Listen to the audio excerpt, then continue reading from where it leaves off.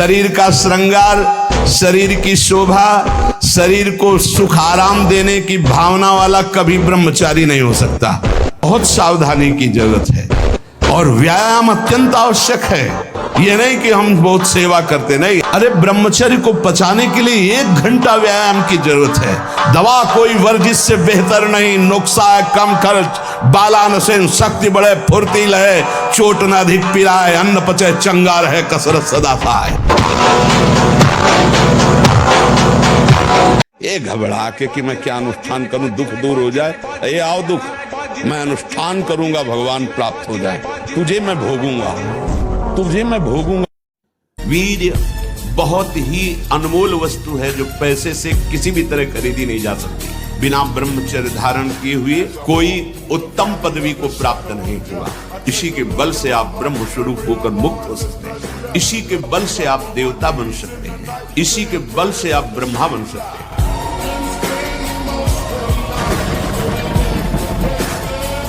बस फिर इसका सर्वनाश कर दूंगा। ऐसे ही साधक दांती पीस कर, हाथ मसल कर बस सोचता है, एक बार केवल चांस दे दो प्रभु, एक बार फिर काम, क्रोध, लोभ, मोह, मद के जड़ को उखाड़ के फेंकूंगा। अभी तक पता था कि मैं काम विजयी हूं, लेकिन जड़ नहीं काट पाया तो ये नए किनगे छोड़ दिए। अब की किनगे नहीं काटेंगे, अब की जड़ उखाड़ कर। ब्रह्मचर्य प्रत्येक मार्ग के लिए बहुत सुंदर नींव है। चाहे वो गृहस्थ में जाए, चाहे किसी खेल में जाए, किसी कार्य। गांव में पहले तो 10-20 पहलवान होते ही थे, अब समय बदल गया है। हमारी राष्ट्र सेवा में है, तो अगर ब्रह्मचर्य तो स्मृतिवान है, धैर्यवान है, बलवान है, तभी वो राष्ट्र सेवा में लग पाएगा। और कुछ बातें तो ऐसी हैं जो सबको ज्ञात है कि किसे अधर्म कहते हैं। जहां आप कार्य करने के लिए सोचा और अंदर से उत्तर आया नहीं ये गलत है, वो अधर्म है। कोई ऐसा नहीं कह सकता कि मुझे बताया नहीं गया कि अधर्म है। आप अंदर से, हृदय से देखो। आप जब गलत कार्य करने चलोगे तो भगवान जो सबके हृदय में बैठे वो प्रेरणा करे, ये पाप है, ये गलत है। मन कहता है नहीं कोई गलत नहीं, सब चलता है, बस वो आगे बढ़ता चला जाता है और फिर मलिन इतना हो जाता है कि अंदर से आवाज आना बंद हो जाती है। सहने में जो आनंद है भोगने में नहीं है, विश्वास करो। ये भोगी सब देखो मच्छर नहीं उड़ाए उड़ते, सच्ची मानना। छोटी छोटी बातें, छोटे छोटे विकार, कल्पनात्मक भय, ये सब मच्छर है। ये सब आकर के प्रेरित करते, क्लेशित, अशांत, नींद नहीं आ रही, नाना प्रकार की चिंताएं ग्रसित। सहने से जो शीतलता मिलेगी, जो आनंद मिलेगा, जो अमृत मिलेगा, वो भोगने से नहीं मिलेगा। तो ये बच्चे एक दूसरे को भगा ले जाने वाली वृत्ति रखते हैं ना, वो बहुत दुख पाते हैं। मतलब माता पिता सालों लगाते हैं अपनी बच्ची के ब्याह के लिए, सालों जा जाके अगल बगल पूछ के, रिश्ता नाता, उसके आचरण, उसके, तब जाकर अपनी बच्ची को सम्मान के साथ उसके हाथ में देते हैं। और तुम दो चार बातें कही, वो भाग गई, उसके साथ तो पूरा जीवन निर्वाह थोड़ी होगा। वो कैसा व्यक्ति स्वभाव वाला है। देखो प्रेजेंट का स्वभाव अलग होता है, लेकिन हमारा एकांतिक जीवन कैसा है, हमारा पर्सनल जीवन कैसा है। तो जब आप किसी के पर्सनल जीवन में घुसेंगे तो आप खतरा पाएंगे। मन के गुलाम, इंद्रियों के गुलाम, स्वेच्छाचारी भोगों की दुर्दशा में पड़ा हुआ मनुष्य है आज। असंयमी मनुष्य का मन और मस्तिष्क, ध्यान से सुन लीजिए, असंयमी जो अपनी इंद्रियों मन को मनमानी लगाए हुए है, उसका मन और मस्तिष्क और हृदय सड़ा देते हैं, जीवन को सड़ा देते हैं। आप क्यों अनाथों की तरह विकल हो जाते हैं? मेरे अंदर ये विकार है, और आप एकांत में कुचेष्टा कर बैठते हैं, आप एकांत में मनन करने लगते हैं भोग वासना का, फिर आपको लगेगा जीवन व्यर्थ है बिना भोगों के। उपासक को कभी भी जीवन में अपने अंदर आए हुए विकारों को सत्य नहीं मानना। कभी हमें किसी से नहीं कहना कि हमारे अंदर ये विकार है, नहीं कहना, उनकी सत्ता ही नहीं है, मानना ही नहीं है, बिल्कुल नहीं मानना। अगर हम आज दहाड़ रहे हैं तो भगवान की शरण में और ब्रह्मचर्य से, उससे हम दहाड़ रहे हैं भगवान की शरण में और ब्रह्मचर्य। वही तुम्हें सब नौजवानों को कहते हैं, जिसे निकालने में इतना आनंद समझते हो, उसको रोक के तो देखो, बहादुर बन जाओगे, माया पर विजय प्राप्त कर लोगे, हर विपत्ति, हर संकट को रौंदने की सामर्थ्य आ जाएगी। भीम पुष्प लेने जा रहे थे सौगंधिक वन, इसलिए रास्ते में बैठ गए बंदर के रूप में। अब उनकी इतनी लंबी पूंछ थी कि साइड में पहाड़ है और छोटी रास्ता बीच में। तो भीम ने कहा कि ए बंदर, पूंछ हटा ले, मुझे जाना है। उनका बूढ़ा हो गया हूँ, हिम्मत नहीं हटाने की, हटा लो। उनका मेरी अवहेलना करता है। उनका हटा लो भाई, बूढ़ा हो गया हूँ, मेरी पूंछ हटा के चल दो। वो पूंछ पूरा बल भीम ने लगा दिया। तो हाथ जोड़कर खड़े हो गए कि मैं समझ गया साधारण बंदर नहीं, आप मेरे बड़े भ्राता पवन पुत्र हनुमान। यदि तुम्हें वीर्यवान बनना है, आरोग्यवान बनना है, भगवत प्राप्ति करना है तो ब्रह्मचर्य रहना है तो भोजन सात्विक और अल्पाहार। हम कह रहे बिल्कुल चैन में हो जाओ, हमारी बात को मान लो, आप बिल्कुल चैन में हो जाओ। अभी मन को जितना गंदा सोचना सोचने दो, मन को जितना चंचल हो रहा होने दो, तुम गलत मत करना उसके अनुसार। और राधा राधा राधा, अगर वो ठीक ना हो जाए तो मुझे बताओ, क्या हमारे सोचने से उसकी चंचलता चली जाएगी? क्या हमारे रोकने से वो रुक जाएगा? तूफान कहीं रोकने से रुकता है? मन तूफान का भी बाप है। अगर अपने पे आ जाए तो कोई इसे ताकतवर पैदा नहीं हुआ कि रोक ले इसे। इसको रोक सकता है तो भगवान या भगवान का नाम। ये जितना खेल है, जैसे नाटक मंच पर स्वांग किया जाता है, ठीक वैसे ही ये स्वांग है। न हम स्त्री है, न पुरुष है, न हम पदाधिकारी, हम वास्तविक भगवान के अंश हैं। हमें ये स्वांग मिला है इस सृष्टि में। ईमानदारी से अपना स्वांग कर ले तो स्वांग कराने वाला जो नाटकाचार्य है वो हमें इनाम देगा। इस स्वांग से हमें मुक्त कर देगा।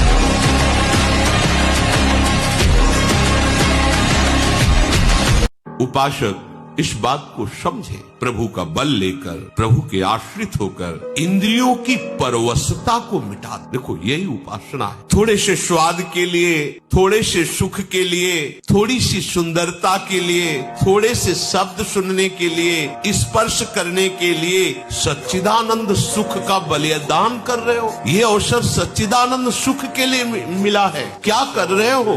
इंद्र नील मणि मनोहर श्याम सुंदर को छोड़कर कांच ग्रहण कर रहे हो। सावधान, बूढ़ा हो गया हूं। नहीं तो जटायु ने तो युद्ध करके वीरगति को प्राप्त हुई। रावण को अपनी चोंच और पंजों से फाड़ के फेंक करके जानकी को उठा करके राम जी के पास रख देता है। इतनी सामर्थ्य है। मनुष्य का चेहरा आनंद में बनाया गया है। मुख प्रसन्न तन तेज विराजा, कीनेस रामचंद्र कर काजा।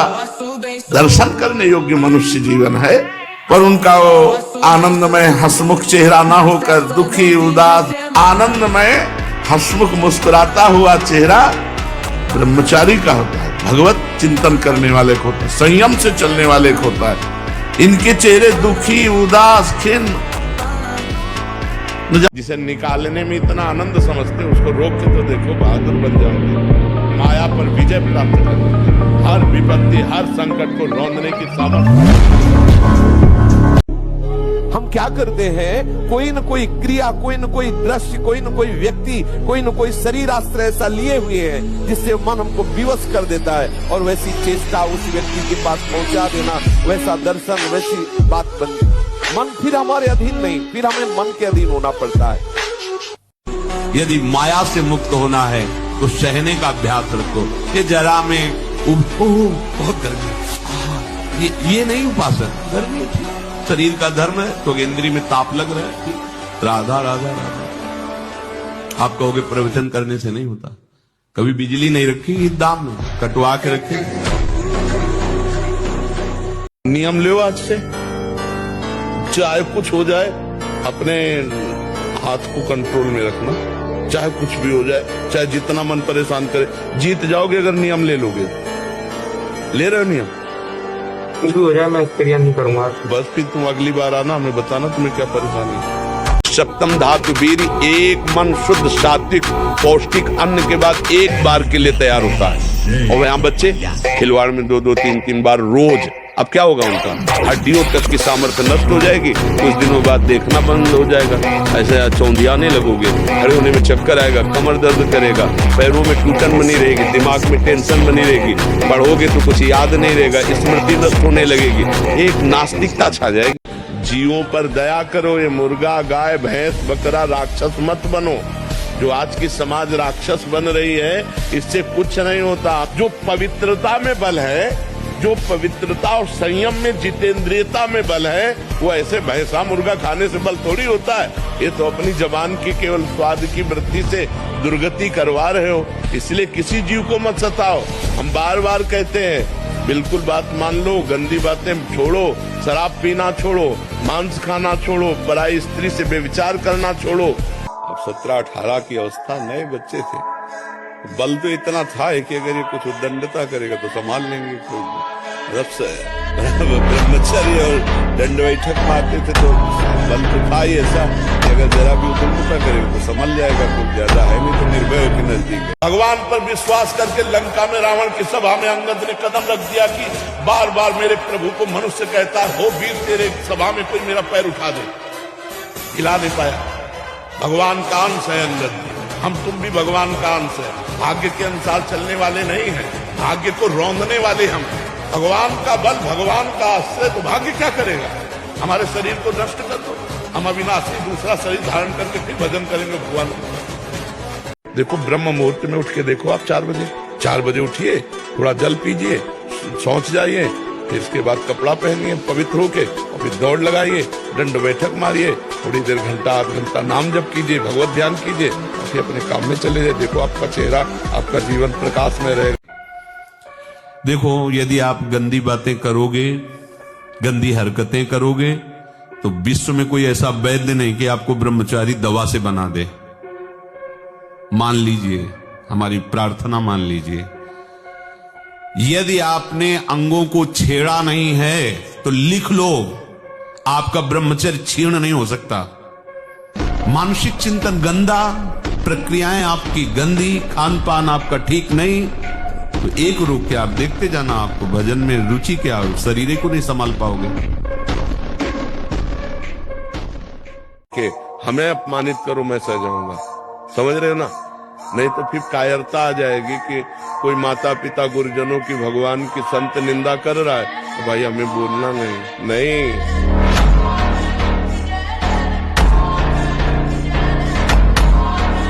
विपरीतता को अनुकूलता में भाव के द्वारा बदल दो। विपरीतता को रोक सको, रोक लो रात को, रात तक कोई रोक पाए तो विपरीत दिन बना रहे कितना बढ़िया लगे।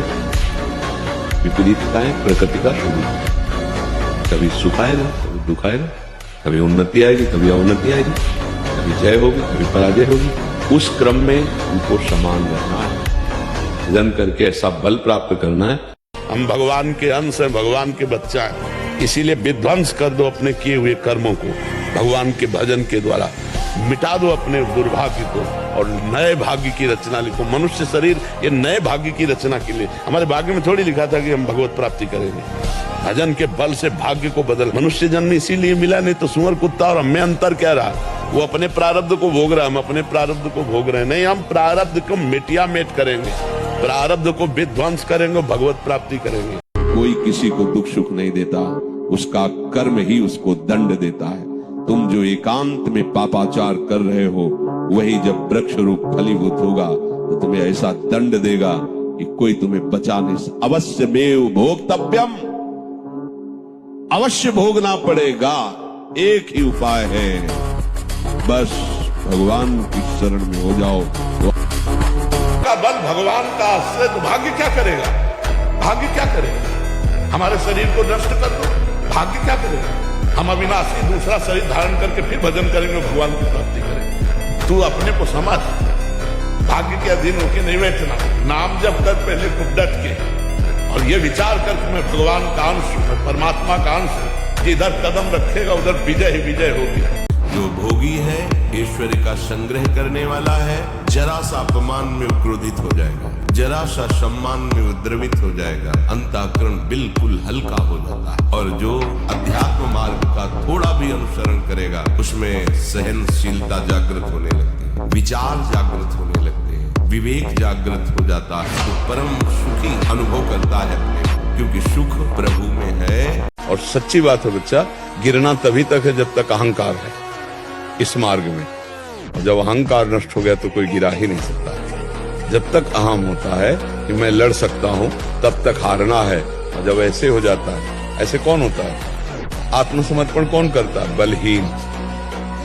बलहीन आत्मसमर्पण करता है तो महाबल उसको स्वीकार कर लेता। महाबल है भगवान गुरुदेव, फिर उसको कोई नहीं। अब ये बच्चे की अवस्था है, इस समय तो बिजली जैसा पावर शरीर में, 18-20 की अवस्था मतलब समझते तो उद्दंडता की मूर्ति, मतलब हर समय एक शरीर में दिव्य तेज, दिव्य कांति, दिव्य उत्साह। अब आजकल के 15-18 वर्ष के ऐसे बच्चे कि अगर 4 सीढ़ी चढ़ के आए तो गांठों में ऐसे आदत। एक बार अपने स्वरूप में आ जाओ, आप भगवान के अंश हो। एक बार आ जाओ, मरना एक बार है, 100 बार नहीं। ध्यान रखो, 100 बार नहीं मरना है, एक बार मरना है, और वो निश्चित समय है, कोई बिना समय के मार नहीं सकता। आज जो तुम समस्याओं में फंसे हो, भजन की कमी है।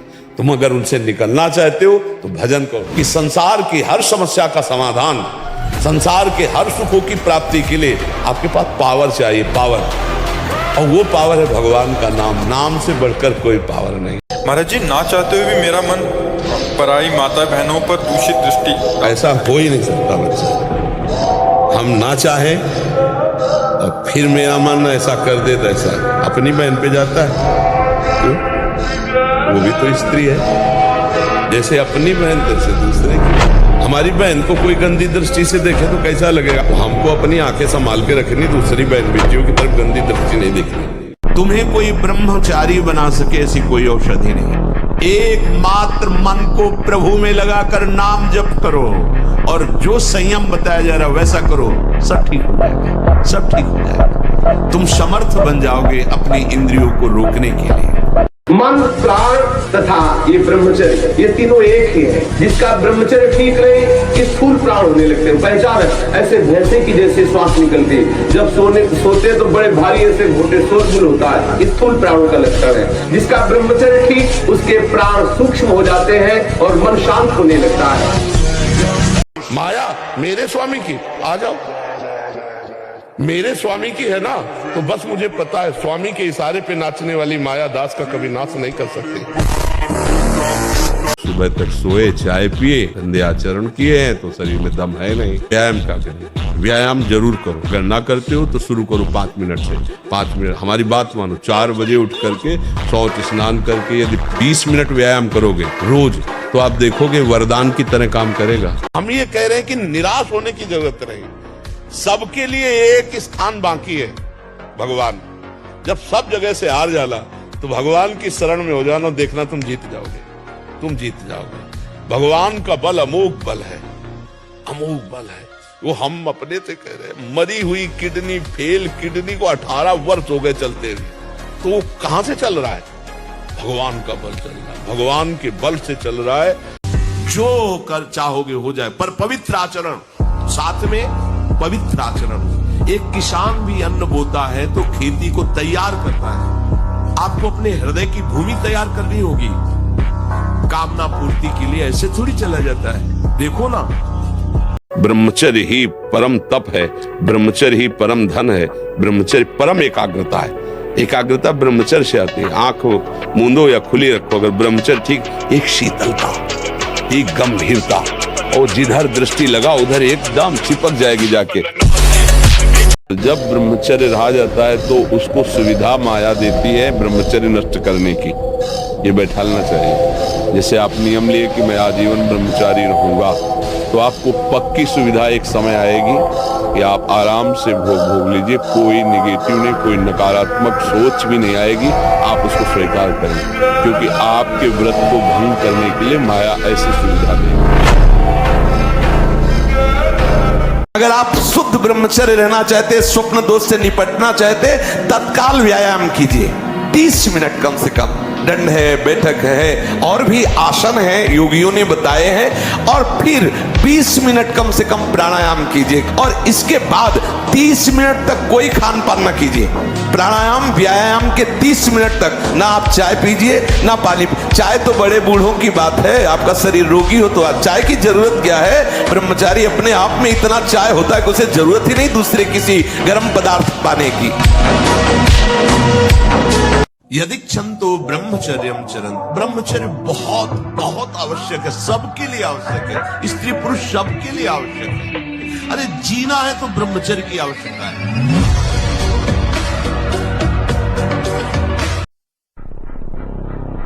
हमारी बात मन वहां